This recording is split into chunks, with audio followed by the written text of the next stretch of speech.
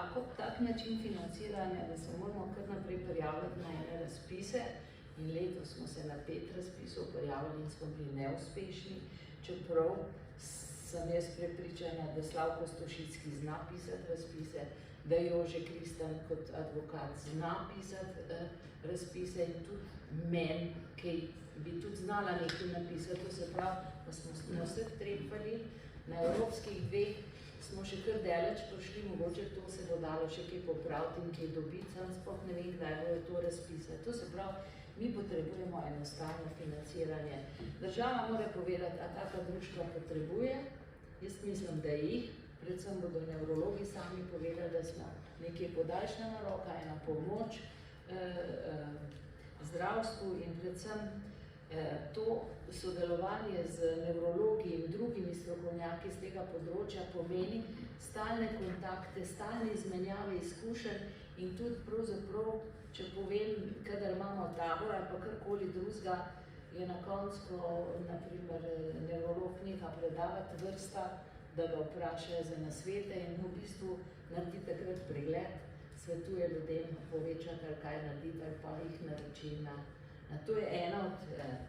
Druga stvar je enakopravno obravnavo bolnikov s Parkinsonovo boleznijo. Namreč ugotavljamo, da bolezni, ki mogoče so enako težke ali pa še celo manj, imajo več sredstev, lažji dostop do terapij. Naprimer, mi trenutno zdaj imamo uzakonjeno obnovitveno terapijo,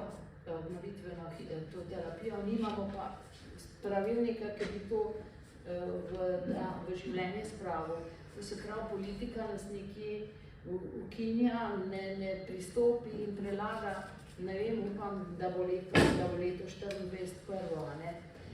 Potem tretja tema so pa tudi zadnja tema strupi. Mislim, mene je kar malo prizadel, ko se ugotavlja, da je hrana zastrupljena s strupi, da se to prepozno ugotovi, čeprav se to točno ve, da je eden od vzrokov tudi različni strupi v kmetijstvu, v prehrani. Jaz sicer točno ne morem meriti, ampak predvidevam, da tudi strupi pri slivah pa pri breskvah, ki so se zdaj pojavili.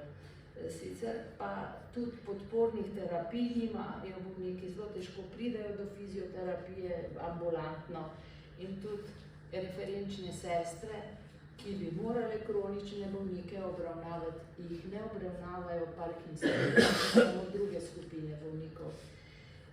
In seveda nevrologov ni zadosti, to se ve, predvsem specializiranih, ampak tisti, ki so pa odlični. Jaz moram reči, tako dobre zdravnike, kot imamo v Sloveniji in tudi vse vrste zdravljenja, ki jih imamo v Sloveniji, ker jaz sem članica tudi Evropskega borda in vam povem, slabše je marsikje, pa so dosti bolj razvite države.